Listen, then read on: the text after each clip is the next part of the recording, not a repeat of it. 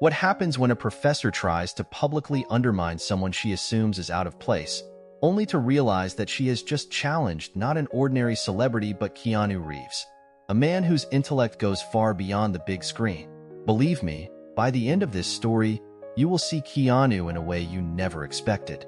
Before we continue the story, let us know in the comments below where you're watching from. If you enjoy stories like this, make sure to subscribe to the channel. Tomorrow at 8 p.m., we have another story made especially for you. At one of the most prestigious universities in the United States, Dr. Linda Markham was known for two things: her expertise in advanced mathematics and her increasingly evident political agenda. That morning, as students filled the classroom, something seemed different. Instead of complex equations, the board displayed a bold message. Today's topic: redefining academic priorities. At the back of the room, a man dressed in a simple yet elegant black suit sat silently. Unlike the students around him, he was not there to earn a degree. He was Keanu Reeves, a Hollywood legend known for his humility and intelligence. What most people didn't know was that behind his soft voice lay a deep love for mathematics, a subject he had studied extensively in private. Dr. Markham began her lecture, but it wasn't about calculus. Instead, she spoke about the need to shift academic priorities from theoretical mathematics to what she called real-world social applications. Some students exchanged uncomfortable glances, realizing that the lesson was turning more into a social commentary than an academic discussion. Then, Keanu calmly raised his hand. Dr. Markham hesitated for a moment and slightly narrowed her eyes. She hadn't expected any interruptions, least of all from him. She continued speaking, moving through slides that displayed gender representation statistics instead of mathematical formulas. Some of you, she said, fixing her gaze on certain students, may have to accept that your privileges have given you an unfair advantage in this class. Keanu kept his hand raised, patient, firm. The students began murmuring among themselves. Some looked at him, while others exchanged curious glances. But before acknowledging him, Dr. Markham continued. For example, she went on, shifting her tone to something more direct: family connections and wealth can create artificial advantages in education. The insinuation was clear, and several students turned to see how Keanu would react. But his expression remained serene. His hand remained raised. Finally, after what felt like an eternity, Dr. Markham sighed and acknowledged him.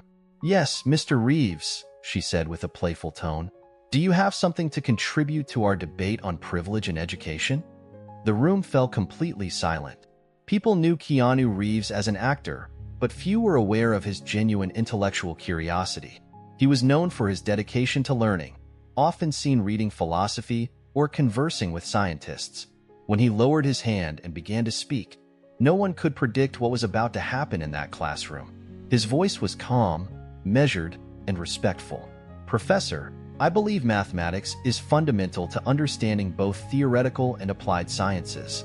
Many of us, myself included, came here today expecting to deepen our mathematical knowledge.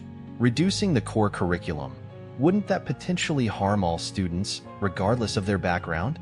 Some students nodded in agreement, but Dr. Markham's expression hardened. She was not going to allow an actor, no matter how famous, to challenge her authority. Keanu paused briefly before speaking again, his voice firm. "Wouldn't reducing the core curriculum potentially harm all students, regardless of their background?" Several students nodded, clearly relieved that someone had the courage to challenge the professor's departure from academic rigor. But Dr. Markham's expression grew even more rigid. She crossed her arms, and her voice dripped with condescension. "Mr. Reeves," she said, emphasizing his last name. "Perhaps you, more than anyone, should understand how privilege shapes our educational system. After all, not everyone has the luxury of private tutors and elite schooling." What happened next left the entire class stunned. Instead of becoming defensive, Keanu simply smiled, a warm, understanding smile. Not one of arrogance, but of genuine humility. "You're right about one thing, Professor," he said thoughtfully.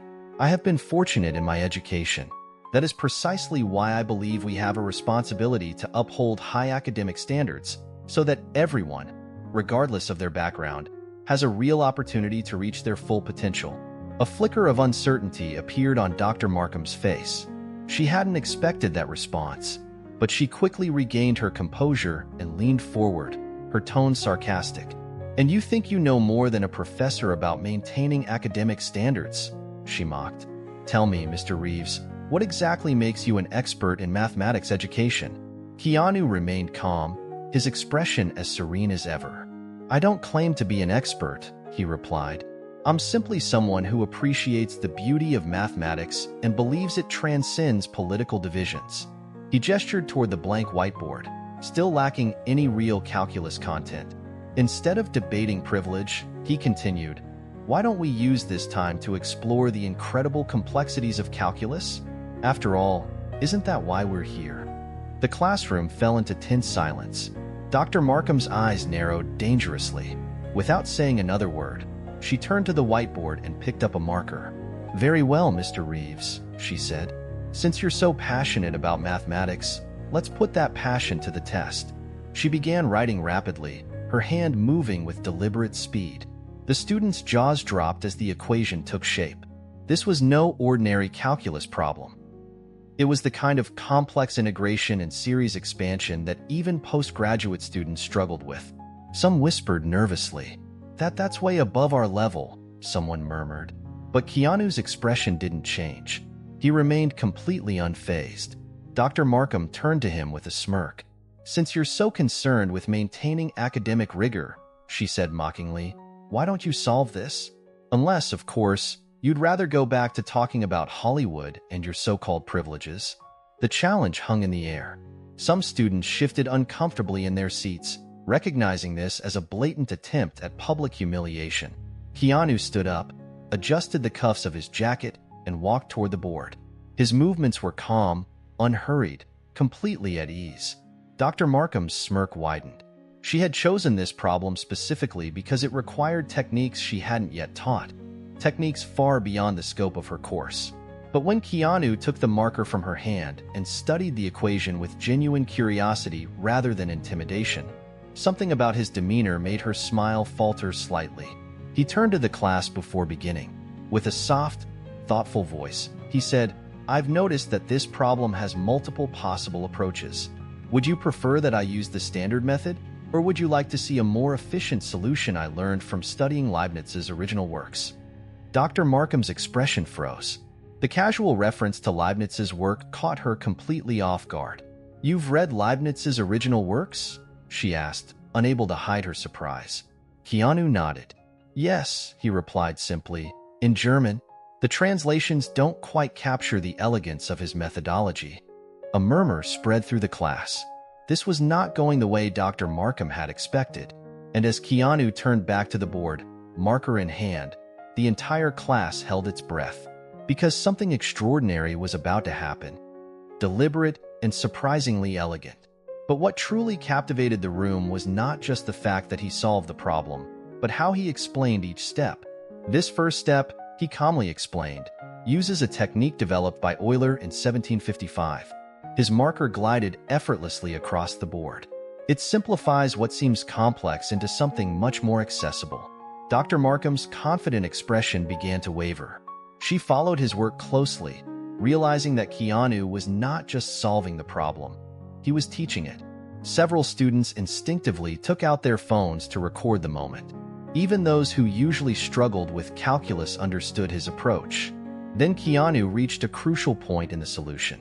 "Now," he said, taking a slight step back, "we have two possible paths to proceed." He turned toward Dr. Markham.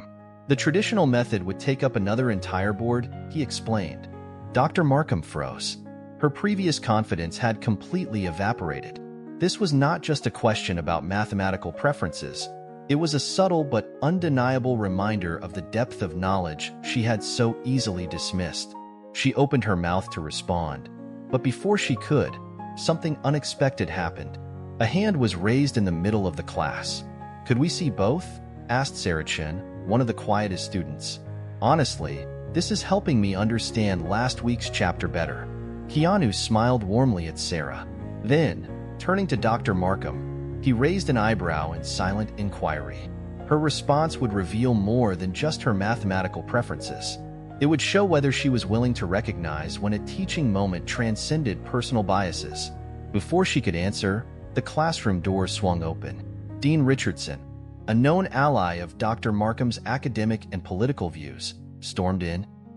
"Linda," he announced hurriedly, "we need you for an urgent faculty meeting about the new curriculum changes."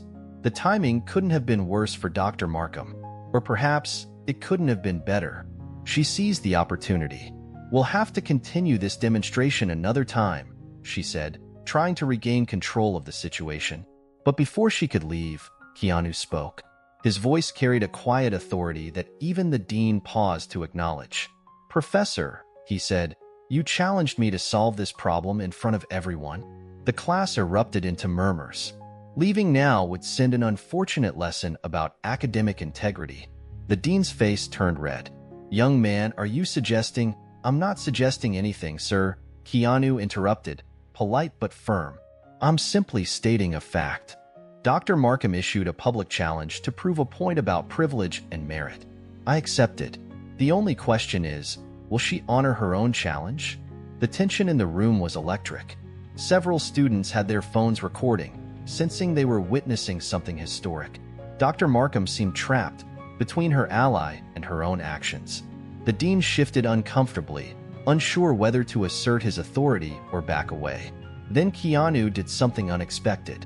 He handed the marker back to Dr. Markham. "Or perhaps," he said with a slight smile, "you would prefer to show us your solution first? After all, as you mentioned earlier, family connections shouldn't matter, only knowledge. And surely, as our professor, you can solve the same problem you presented, right?" A deafening silence filled the room. Dr. Markham stared at the marker in her hand. For the first time since the class had begun, she realized she had fallen into a trap, one she had set for someone else. Keanu's words hung in the air like a challenge no one had anticipated. "Would you prefer to show us your solution first?" His voice was calm but firm. "After all, as you mentioned earlier, family connections shouldn't matter, only knowledge. And surely, as our professor, you can solve the same problem you presented, right?" A deafening silence filled the classroom. Dr. Markham stared at the marker in her hand, her fingers tightening around it. For the first time, the presence of the dean no longer seemed like a rescue, but another witness to what was about to unfold. The air was thick with tension. Dr. Markham's knuckles turned white as she gripped the marker. The dean shifted uncomfortably beside her, sensing that this was no longer just a classroom debate, but something far bigger. The students held their breath. Phones were still recording. They knew they were witnessing a pivotal moment. Dr. Markham opened her mouth to speak but stopped. Her hand trembled slightly as she looked at the equation she had written. The very problem she had chosen, specifically to humiliate someone, was now a sword hanging over her own head. Keanu saw her hesitation, but instead of pressing further, he offered something unexpected. "Perhaps," he said softly, not mockingly, "we could solve it together?" Sometimes, collaboration leads to better understanding. The class held its breath. There was no triumph in his tone, no arrogance. It was a genuine offer, an opportunity to turn this moment of conflict into something constructive. But Dr. Markham's pride wouldn't let her accept it. "This is ridiculous," she snapped, throwing the marker to the floor. "This entire display is nothing more than a privileged celebrity trying to undermine my authority." The class was stunned. The dean, sensing disaster, tried to intervene. "Let's all take a step back," he said carefully. But Keanu's calm voice cut through the tension. "No," he said firmly, picking up the marker. "Let's take a step forward." He turned to the board, and in a display of pure mathematical mastery, he completed both solutions, the traditional method and the Leibniz approach, in under 5 minutes. When he wrote the final line, the class erupted into spontaneous applause. Even the dean couldn't hide his astonishment.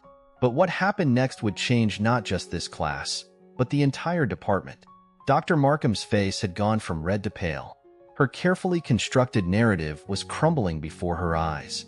But Keanu wasn't finished, and his next words would prove that true leadership is not about winning arguments. It's about building bridges. He stepped away from the board and looked at Dr. Markham and the dean. The beauty of mathematics, he said, is that it doesn't care about politics, backgrounds, or biases. It only cares about the truth. He gestured toward the solutions on the board. These equations tell us something important, not just about calculus, but about learning itself. When we let our preconceived ideas cloud our judgment, we miss opportunities to grow. The dean cleared his throat. Mr. Reeves, while your mathematical skills are impressive, you must understand that what? A voice rang out from the back of the classroom. It was Michael Chan, a scholarship student who rarely spoke. That we should learn less math because of someone's political agenda? A murmur spread through the class. One by one, students began standing up. I came here to learn calculus, shouted another student. To be lectured about my so-called privileges? Dr. Markham's carefully controlled class was falling apart. But instead of letting her face further humiliation, Keanu did something extraordinary. Professor, he said loud enough to quiet the growing dissent, your mathematical knowledge is vast. I have learned a lot from your technical lessons. His voice remained firm as he offered a solution. Not just to the problem on the board, but to the tension in the room. Perhaps we could focus on that, he suggested. I would be happy to help other students after class, combining your theoretical knowledge with practical problem solving. The offer hung in the air, an opportunity for Dr. Markham to save face and, at the same time, improve the class. The dean watched carefully, realizing that this moment could either explode into a public relations disaster or transform into something unexpectedly positive. Dr. Markham looked at Keanu. Then, for the first time, she truly looked at her students, and what she saw in their faces forced her to make a decision that would change everything. Her voice was barely audible when she finally spoke.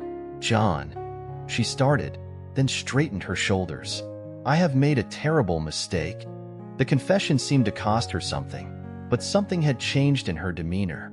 For years, I have been so focused on fighting perceived privilege that I became exactly what I was trying to oppose, someone who judges based on preconceived notions rather than merit. She turned to Keanu.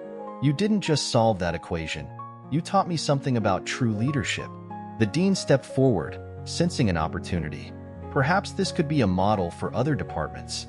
But before he could turn it into an administrative victory, something unexpected happened. A commotion erupted outside the classroom.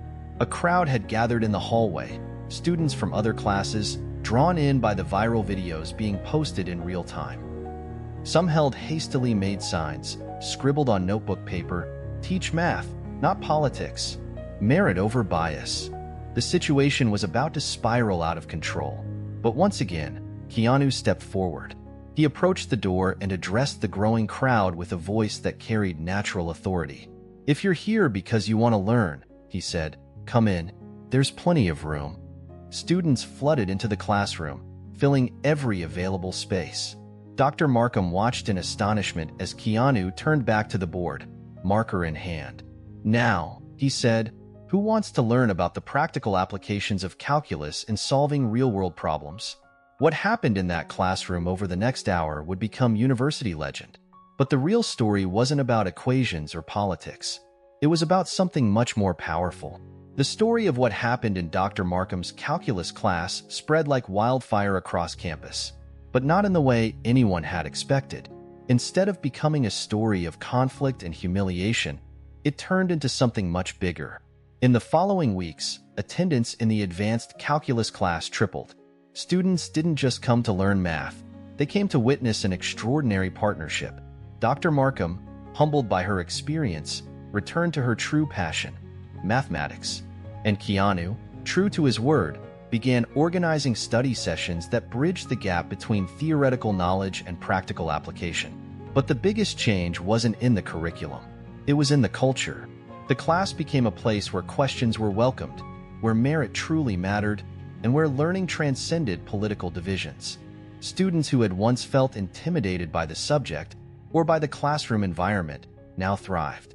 One day, as Keanu was helping a struggling student grasp a difficult concept, Dr. Markham approached him.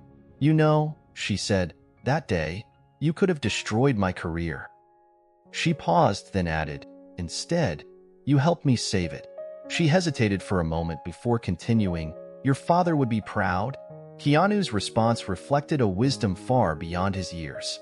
"The goal was never to bring anyone down, Professor," he said. "It was to lift everyone up." The lesson that lasted beyond a single classroom that day? That calculus class reminds us of something far greater than mathematics. It stands as a testament to the idea that true education isn't about power struggles or political agendas. It's about the pursuit of knowledge, the courage to stand up for what is right, and, most importantly, the wisdom to do so with grace. And Keanu Reeves? He still sits at the back of the class. He still helps struggling students. And he still believes that the greatest privilege of all is the opportunity to learn. If you enjoyed this story, don't forget to like and subscribe. Tell us in the comments what you thought about this episode. See you in the next video. In case you did not watch the last story, I will leave it here for you. Wish you enjoy it. Keanu Reeves, the unassuming Hollywood star, was leisurely driving along the tranquil stretches of Boulder Highway on a calm Las Vegas afternoon. Dressed in his usual low-key attire, he was a stark contrast to the glamorous persona often captured by the cameras. For Keanu, this drive was intended as a simple escape from the spotlight, a brief pause in an otherwise hectic life. However, his solitude was suddenly disrupted when he noticed a young boy alone, pedaling a small bike along the expansive avenue. This unexpected sight was not only out of place, but marked the beginning of an extraordinary day that would challenge Keanu in ways no script ever could.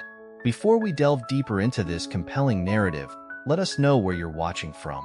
If tales of unexpected heroism and dramatic turns pique your interest, don't forget to subscribe to the channel. What unfolds next on this serene highway is a gripping story of bravery and suspense that you won't want to miss. The deep growl of the Norton Commando 750 softly echoed down Boulder Highway, blending with the distant hum of passing car engines. Keanu Reeves slightly adjusted his posture on the motorcycle, enjoying the warm desert breeze against his face. The charity event that evening had been a success, a fundraiser for underprivileged children. Now, as he drove away from the center of Las Vegas, he felt relieved to finally have a moment of peace. The traffic on the strip was hellish, which is why he had taken this alternative route. Boulder Highway was not the safest, especially at dusk, but there were still a few cars on the road, their headlights slicing through the growing twilight. Heavy trucks passed in a steady rhythm, followed by some worn sedans and pickups. That's when Keanu saw something that made his stomach turn. On the shoulder, a little blonde boy, no more than 6 years old, was slowly pedaling a small red bicycle. He wore a blue t-shirt with a yellow dinosaur stamped on the chest, denim shorts, and worn sneakers. He didn't seem to be having fun or just playing. He looked lost and scared. Keanu frowned. What was such a small child doing alone on this dangerous road? He slowed down, feeling adrenaline beginning to rise. The few cars that passed didn't seem to notice the boy, simply overtaking him without a care. This deeply bothered him. The motorcycle's engine rumbled lower as Keanu maneuvered to the shoulder, ensuring he wouldn't disrupt the flow of traffic. As soon as he turned off the bike, the silence seemed even more intense, broken only by the distant noise of cars passing on the road. Keanu slowly removed his helmet, revealing dark hair tousled by the wind, his eyes fixed on the boy who still hadn't noticed his presence. "Hey, little guy, are you okay?" The boy immediately stopped pedaling, his body stiffened. He turned his head slowly towards Keanu, his eyes wide and full of fear. Keanu kept a relaxed posture but slightly raised his hands, signaling he was no threat. "There's no need to be afraid. I just want to know if you're okay." The boy didn't respond. He gripped the handlebars tightly, his little fingers clutching the plastic of the brake lever as if ready to flee. His light blue eyes kept moving, looking at the road, then behind him, as if he were expecting something or someone to appear at any moment. Keanu felt an alarm rise up his spine. What was this boy running from? "Are you lost?" The boy remained silent, but his eyes began to glisten with held-back tears. He blinked quickly, trying to hold back the crying, but a tear rolled down his cheek. Keanu felt a tightness in his chest. He had seen many things in the world, but nothing hurt more than seeing a frightened and alone child. "Hey, it's okay. You can tell me what happened." The little boy bit his lip and gripped the handlebar tightly. Then he broke down completely. A sob escaped, then another, and suddenly he was crying openly on the shoulder. Keanu stood still for a moment, feeling the weight of the scene in front of him. What in the world was going on, and more importantly, what was he so afraid of? Keanu watched as the boy cried, feeling a tightness in his chest. Something was very wrong. He quickly glanced at the road. Cars were still passing by, some speeding, others moving at a slower pace. But none of the drivers seemed to notice the little boy on the shoulder. Taking a deep breath, Keanu got off his motorcycle and took a cautious step forward, keeping his voice calm. "Hey, buddy, no need to cry. I'm here to help, okay?" The boy tried to speak, but his voice was drowned out by his sobs. He rubbed his small hands over his face, trying to wipe away the tears, but they kept falling. Keanu looked around. There was no adult in sight, no parked cars, no one calling for the boy. A chill ran down his spine. Kneeling beside the bicycle, Keanu kept a safe distance, not wanting to overwhelm the kid. "What's your name?" he asked gently. The boy sniffled and finally managed to say something, his voice trembling and soft. "Liam." Keanu gave him a small, reassuring smile. "Hey, Liam, I'm Keanu. Everything's going to be okay, all right? Did you get lost? Where's your mom or dad?" Liam quickly looked toward the road, then glanced behind him as if he was afraid something or someone was still nearby. He opened his mouth, hesitated, and then whispered something barely audible. Keanu leaned in slightly. "What was that, buddy?" Liam took a deep breath and looked Keanu straight in the eyes. "I'm running away." Keanu felt his stomach knot. Running away from who, Liam? The boy bit his lip and looked at the road again, his tiny fingers gripping the handlebars of his bike so tightly that his knuckles turned white. He blinked a few times as if trying to build up the courage to speak. "A man. He tried to take me." Keanu's heartbeat sped up, his senses went on high alert. He straightened his posture, scanning the area. "What man, Liam? Was he in a car?" Liam swallowed hard and whispered, "Yeah, a black car." Keanu took a deep breath. This changed everything. If a stranger had tried to grab Liam, he couldn't just leave him there alone. "Liam, listen, do you know where your house is? Is it far?" The boy shook his head. "I was just riding my bike for a little while, and then the car stopped. He opened the door and told me to get in, but I pedaled fast and got away." Keanu felt a chill down his spine. "Did you see his face?" Liam shook his head again. He was wearing a hat and sunglasses. Keanu ran a hand over his chin, thinking fast. He didn't know if the man in the black car was still around, but if someone was cruising this area trying to snatch kids, this was serious. He looked back at Liam. The boy was still trembling, clutching his bike as if it were his only protection in the world. Keanu knew what he had to do. "Let's get out of here, okay? You can ride with me on my motorcycle. We'll find a safe place and call your mom or dad." Liam hesitated for a moment, but then let go of the handlebars and took Keanu's hand. Keanu felt the cold, sweaty grip of the boy's small hand and realized just how terrified he was. "It's going to be all right, buddy. We'll figure this out." He led Liam toward the motorcycle and helped him get on the back, still unsure of what they were about to face. But he knew one thing for sure. He couldn't just leave and pretend nothing had happened.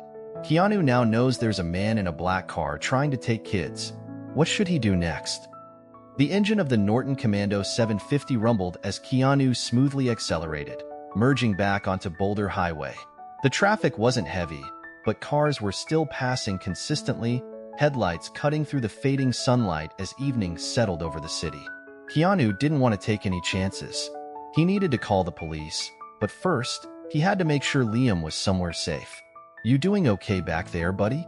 Keanu asked, keeping his voice steady and reassuring. Liam gave a small nod, though his grip on Keanu's jacket remained tight. "Yeah," he murmured softly. Keanu glanced quickly at the side mirror. No black car in sight. Still, his instincts told him they shouldn't stay on the road for long. He sped up slightly, scanning for a safe place to pull over. Up ahead, he spotted a gas station, an older one with a small convenience store attached. The parking lot had a few cars, customers going in and out. Perfect spot. He slowed down and pulled into the lot, stopping near the gas pumps. "Let's take a break here, all right?" he said, cutting the engine. Liam let out a small breath. as if relieved to stop moving. Keanu helped him off the bike, placing a reassuring hand on the boy's shoulder as he looked around. The place seemed calm. Now he just needed to call the police. Reaching into his jacket pocket, he pulled out his phone and quickly dialed. As the call rang, he knelt beside Liam. "Do you know your home phone number? Your mom or dad's number?" Liam thought for a moment and then nodded. "I know my mom's." Before Keanu could ask him to say it, the call connected. 911. "What's your emergency?" Keanu kept his voice firm and direct. "Hey, my name is Keanu Reeves. I'm on Boulder Highway, stopped at a gas station with a young boy named Liam. He was alone on the road and mentioned that a man in a black car attempted to take him. I believe you need to send someone here." There was a brief pause on the other end. "Wait, did you say Keanu Reeves, the actor?" Keanu closed his eyes for a moment. "Yes, but that's not important right now. We need help here." The dispatcher quickly refocused. "Understood, Mr. Reeves. We're dispatching a unit to your location. Can you stay with the child and ensure he remains safe until the officers arrive?" "Yes, I've got him. We'll wait inside the store." "All right, officers will be there shortly." Keanu hung up and put his phone away. "The police are coming, buddy. You're safe now." Liam nodded slowly, but his eyes still showed fear. Keanu could tell the boy needed something to calm him down. "Do you want a juice, or maybe something to eat?" Liam hesitated, then whispered, "Okay." Keanu gave him a small smile and ruffled his messy blonde hair. "All right, my treat. Let's go." They walked into the convenience store, which was bright and smelled of fresh coffee. A cashier behind the counter glanced at Keanu with a flicker of recognition in his eyes, but said nothing, which Keanu appreciated. He led Liam to the refrigerator section and pulled out an orange juice. "Is this one good?" The boy nodded. Keanu grabbed a pack of cookies, then carried both to the counter. The cashier rang up the items and smiled politely. "Nice bike you got out there." Keanu returned the smile. "Thanks, man." He paid and handed the juice and cookies to Liam, who took them with a quiet "thank you." As they stepped back outside, Keanu instinctively glanced toward the highway. Nothing seemed out of place, but his instincts told him something still wasn't right. Then a black car passed by on the road, not too slow, not too fast, just blending into traffic. Keanu felt Liam tense beside him, the boy's small shoulders going rigid as he glanced at the car, then quickly looked away.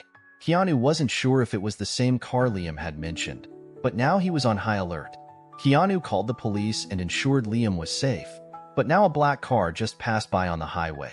Coincidence or real danger? Keanu kept his eyes on the road as the black car disappeared into the flow of traffic. He wasn't sure if it was the one Liam had mentioned, but the boy's reaction spoke volumes. Liam said nothing. He just quickly looked away and tightened his grip on the juice box in his small hands. Keanu took a deep breath.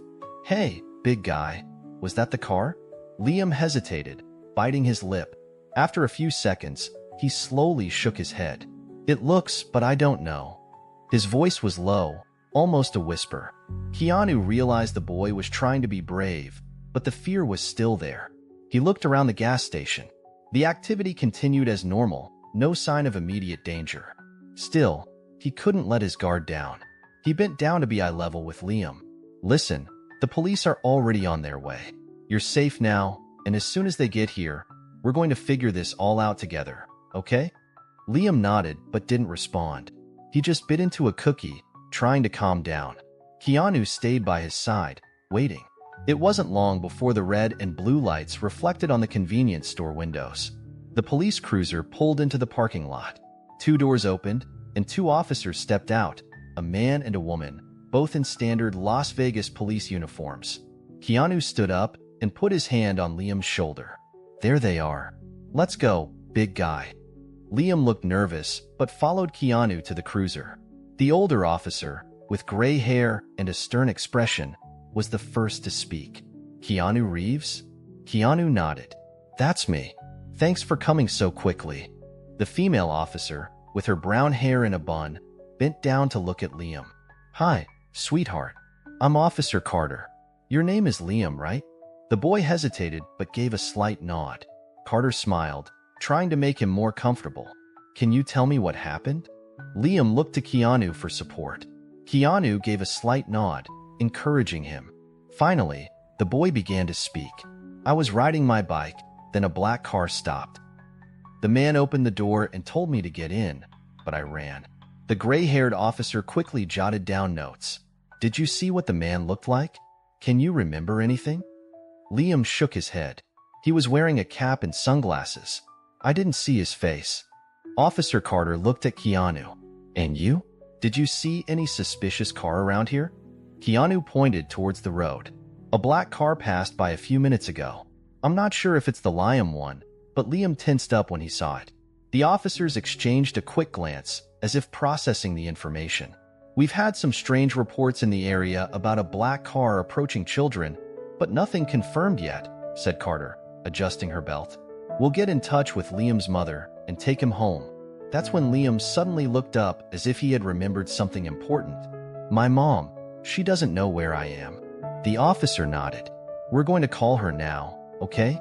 She picked up the radio on her shoulder and began to talk with the dispatch. Meanwhile, the gray-haired officer asked Liam for his mother's phone number. The boy slowly recited the number, and the officer wrote it down before dialing. The phone rang a few times until a female voice answered on the other side. Hello? The officer spoke calmly.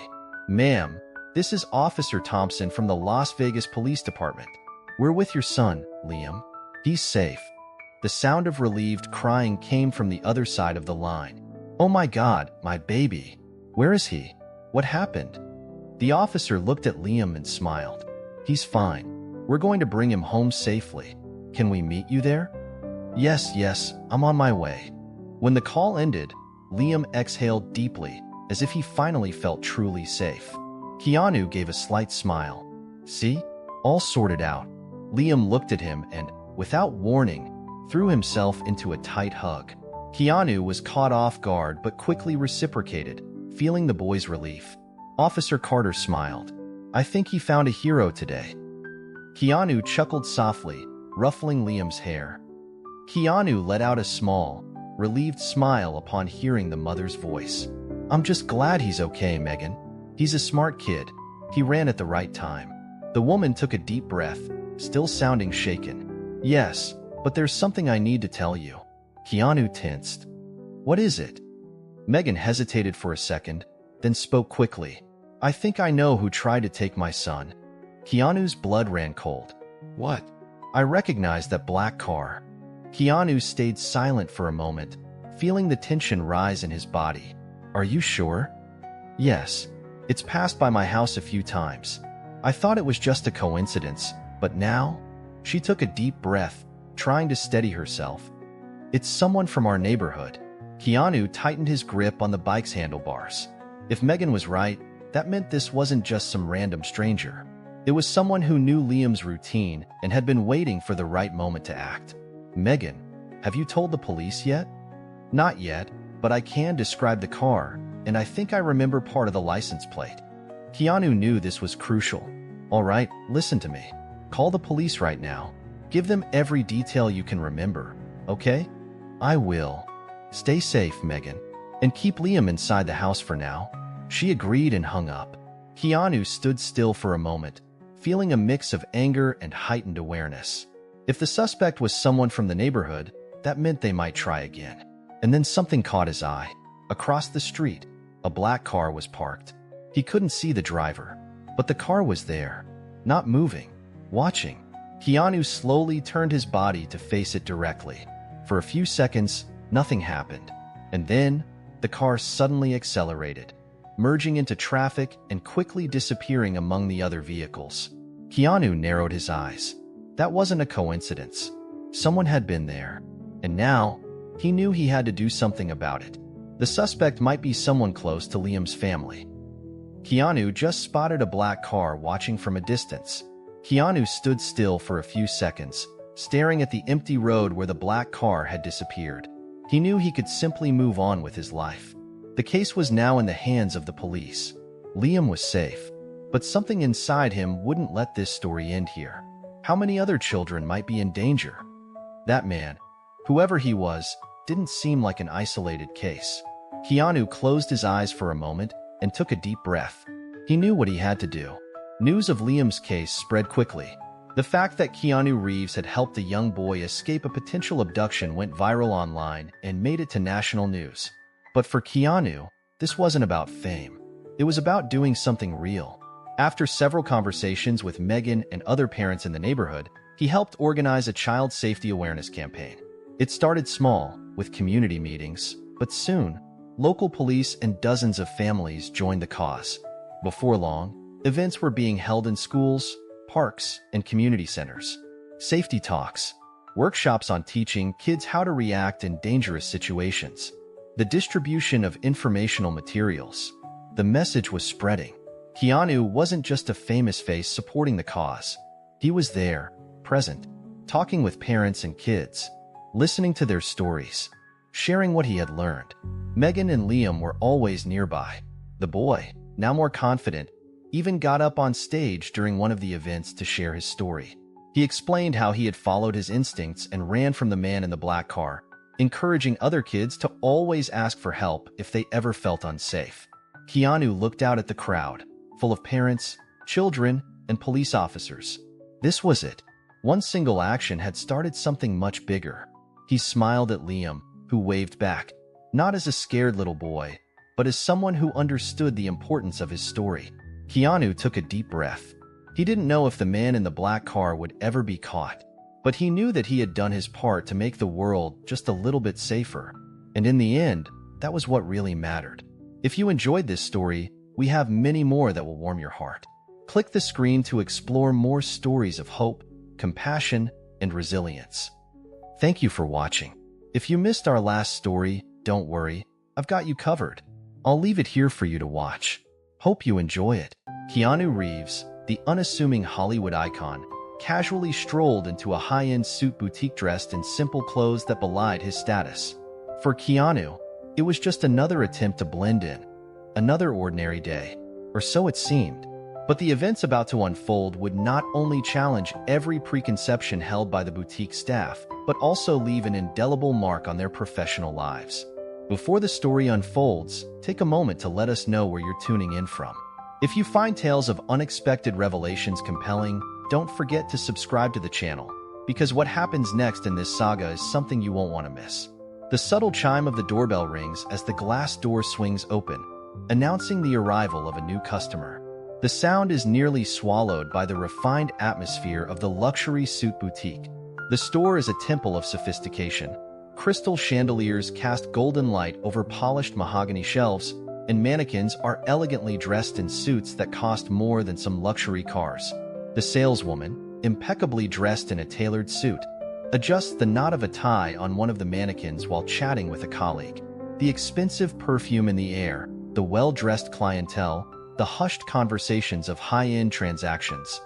Everything is in perfect harmony. Until he walks in.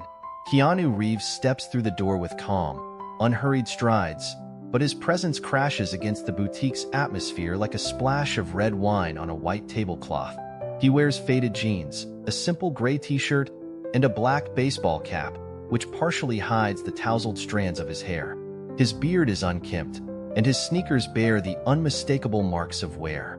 The stark contrast between his appearance and the store's polished environment is so jarring that the saleswoman, still adjusting the mannequin, immediately frowns. Her eyes scan him from head to toe with the kind of scrutiny reserved for an uninvited guest.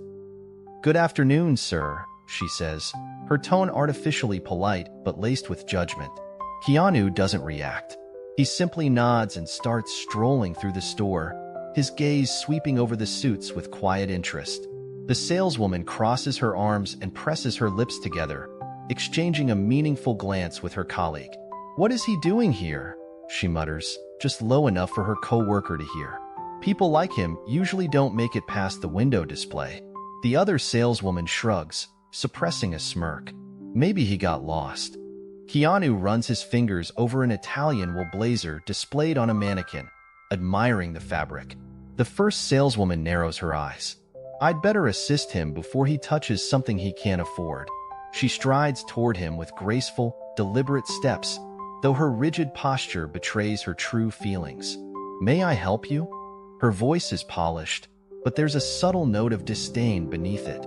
Keanu turns to her with a small smile. I'm looking for a suit.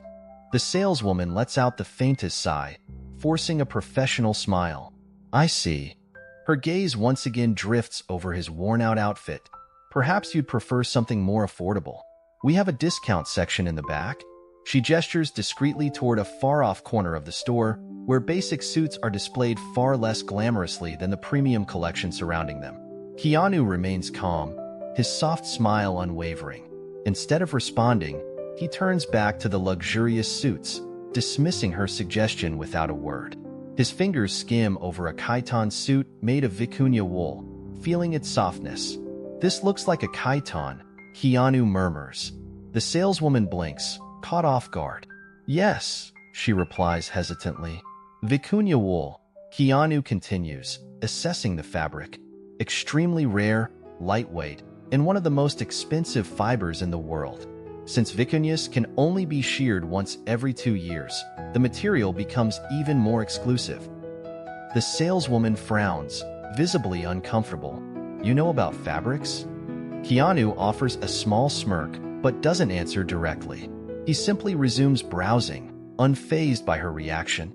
The second saleswoman approaches, pulling her colleague aside and whispering, Is he messing with you?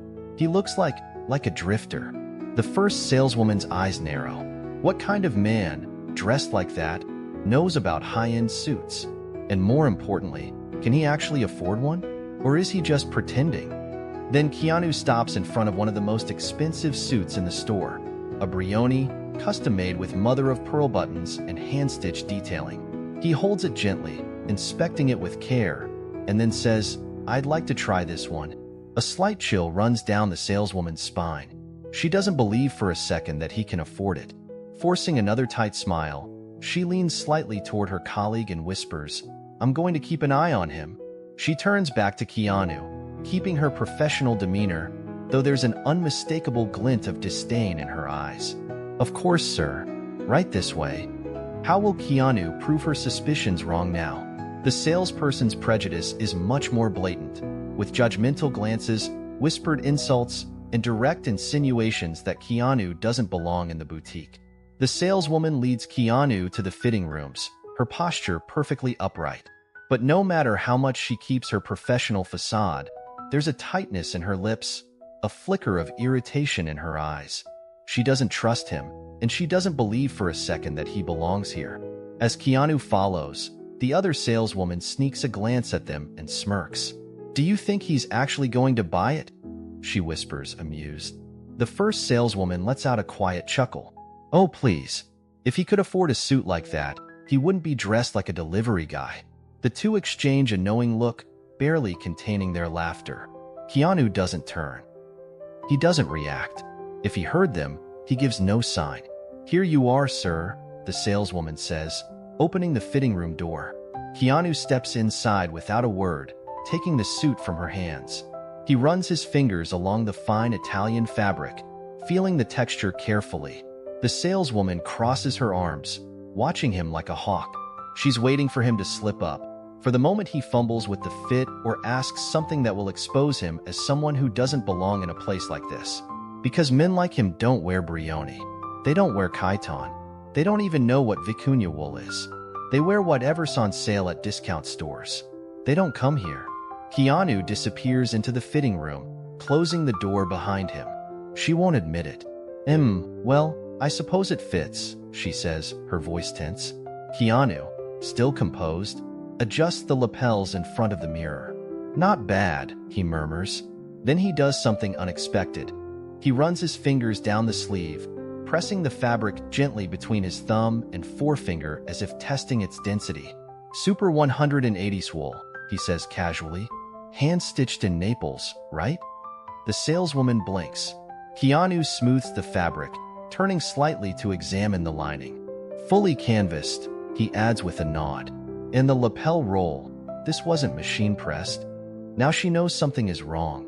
How the hell does he know that? She falters, regaining her composure. You seem to know a lot about suits. Keanu shrugs slightly. I like quality. She narrows her eyes, trying to regain control of the conversation. Knowing about suits doesn't mean you can afford them. she quips. Keanu doesn't even blink. You're right, he says smoothly, but I wouldn't try one on if I wasn't ready to buy. For the first time, she hesitates.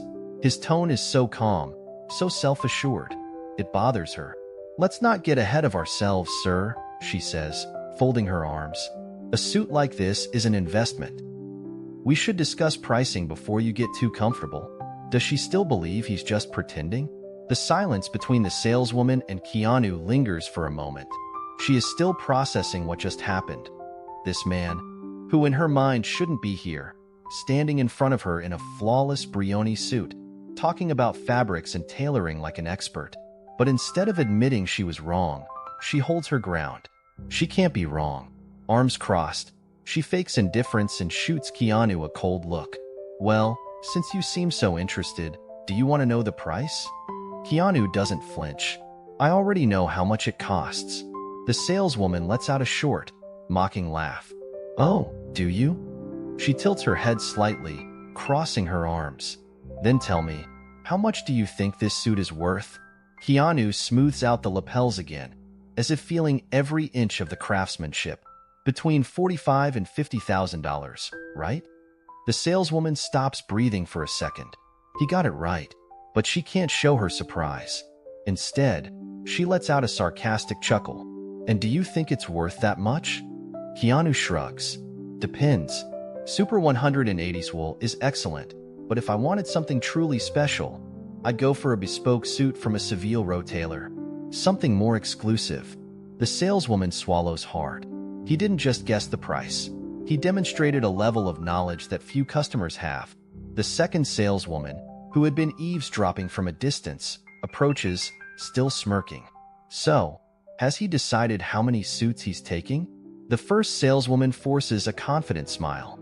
We're still discussing prices. Mr. Keanu here has some strong opinions on tailoring.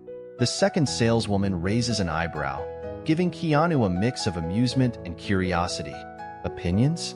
That's interesting, because from what I see, he doesn't look like someone who wears suits very often. The first saleswoman chuckles at the remark, playing along. True. I wonder where he learned all this. YouTube? Both of them snicker. Keanu remains calm. He has heard worse before. Fashion has always interested me, he says smoothly, and I like to understand what I'm wearing. But you know what's funny? The two saleswomen exchange glances. What? The first one asks, still trying to hold her authority in the conversation. Keanu turns back to the mirror, adjusting the sleeves of the suit as he examines himself. You talk a lot about appearance, about who looks like they have money and who doesn't, about who belongs here and who doesn't. The first saleswoman feels a slight discomfort creeping in but keeps her face composed. We simply know how to recognize our clientele. It's a matter of experience. Keanu lets out a short chuckle through his nose. I see. So you decide who gets treated like a customer and who gets treated like an outsider. The two saleswomen feel a sting of guilt but refuse to acknowledge it. It's not like that, sir, the first one says, her tone uneasy. But let's be honest, usually, people wearing old jeans and a baseball cap don't walk in here to buy a Brioni. Before Keanu can respond, a voice echoes through the store. Keanu. Everyone turns. A well-dressed man in a navy blue suit and polished leather shoes walks into the boutique with a broad smile. He looks genuinely thrilled to see Keanu. The saleswoman feels an immediate shift in the air. The man strides toward Keanu without hesitation, completely ignoring everyone else in the store. My God, man. How long has it been? What are you doing here? Keanu shakes the man's hand with ease. Checking out some suits. The saleswoman feels a chill run down her spine. She knows this client. He is a high-profile businessman, the owner of a luxury hotel chain, someone who spends thousands of dollars on custom suits regularly, and he is treating Keanu like an old friend. You two know each other?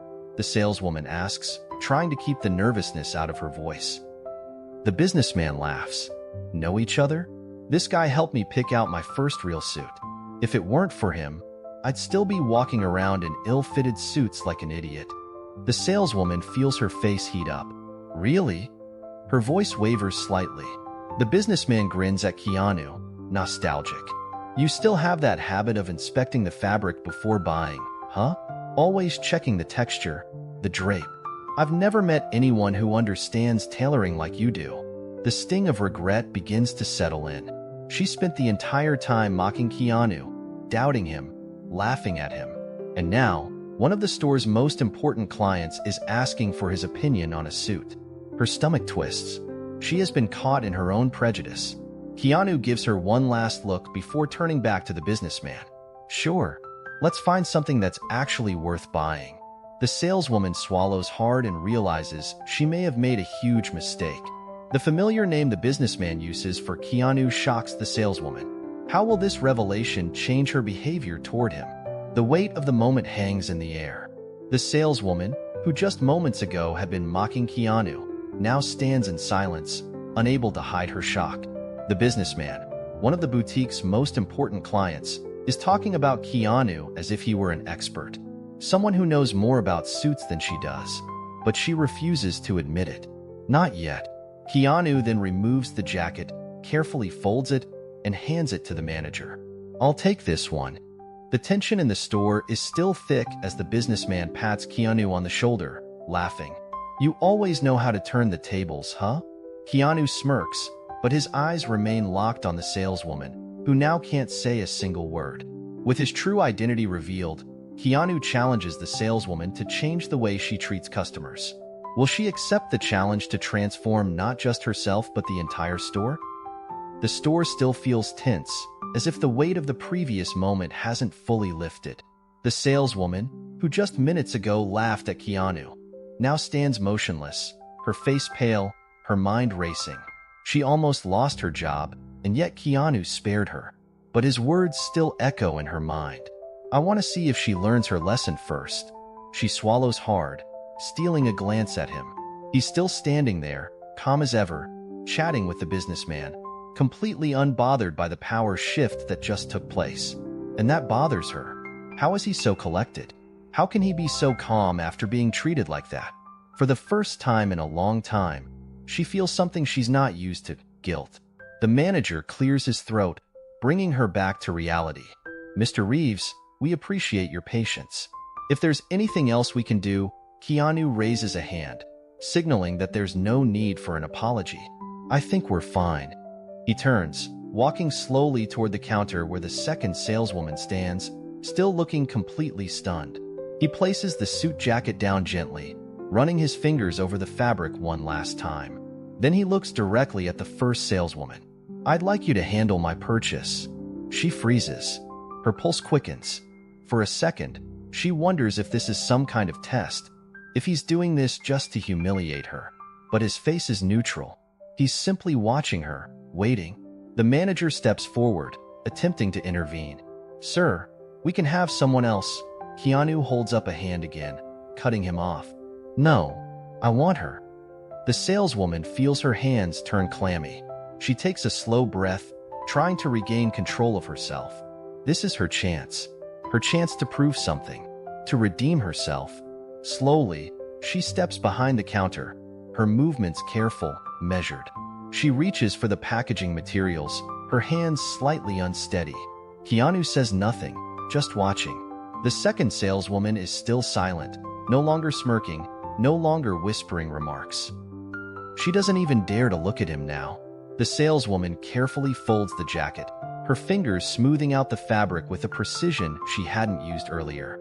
She picks up the box, placing it inside gently before reaching for the branded ribbon to wrap around it. Her heartbeat pounds in her ears. Finally, after what feels like an eternity, she closes the package and slides it across the counter. That will be $48,000, sir, she says, her voice carefully professional. Keanu nods and hands her his card. She takes it with both hands, no longer dismissive, no longer careless. She runs the transaction. The machine beeps. The receipt prints. She hands it back with both hands. For the first time that day, she looks him in the eyes, not with arrogance, not with judgment, but with respect. Thank you for your purchase, Mr. Reeves, she says. Keanu tilts his head slightly, as if observing her. For a moment, she wonders if he still sees her as the same person from before. Then, after a long pause, He nods. See? That wasn't so hard. The words sting, not because they are cruel, but because she knows he's right. She messed up. She made assumptions. She treated someone unfairly. And now, she's the one feeling small. Keanu takes the package, then pauses, looking around the store. This place has potential, he says, more to himself than to anyone else. The manager, sensing a shift in the conversation, steps forward. What do you mean, sir? Keanu turns back to him. Luxury doesn't just come from expensive materials or exclusivity. It comes from service, from how people are treated the moment they step through that door. He glances briefly at the saleswoman. She lowers her gaze, ashamed. I want this store to be known for its excellence, not just in the suits we sell, but in how we treat every customer. The manager nods firmly, understanding the message loud and clear. Absolutely, sir. We'll make sure of it. Keanu gives him a small smile, then turns to the businessman. Let's get out of here. Lunch is on me. The businessman laughs. Now that's an offer I won't refuse. As Keanu heads for the door, the saleswoman watches him go. She knows she'll never forget this day. She knows she almost ruined everything. Her job, her reputation, and worst of all, her own self-respect. As he reaches the exit, Keanu pauses one last time. He turns slightly, looking back at her. Try not to judge people too quickly next time. And with that, he walks out.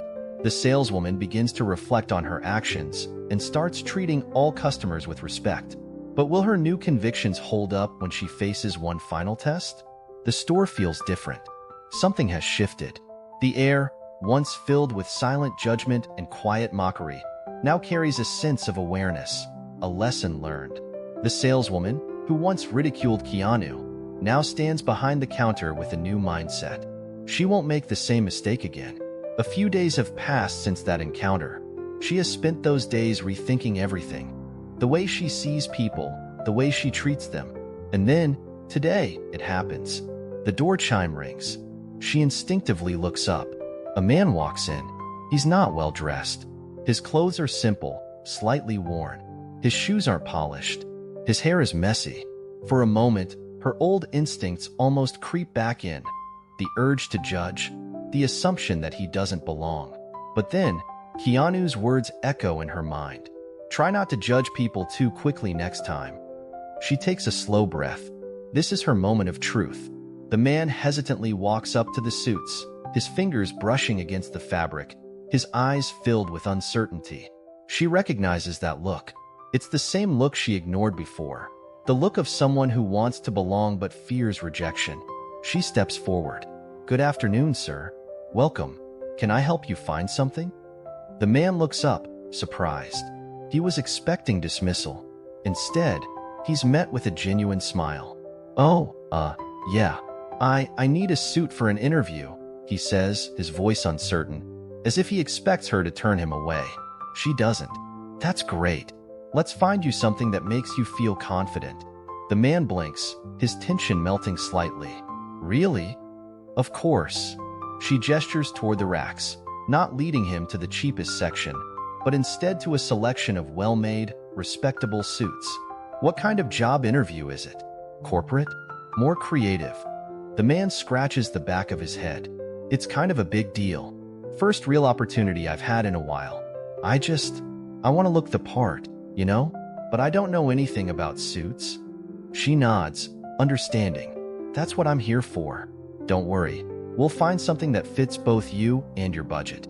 For the first time, the man relaxes. And as she guides him through the options, she realizes something. This is what Keanu was talking about. This is luxury.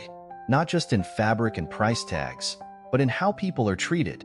And this time, she got it right.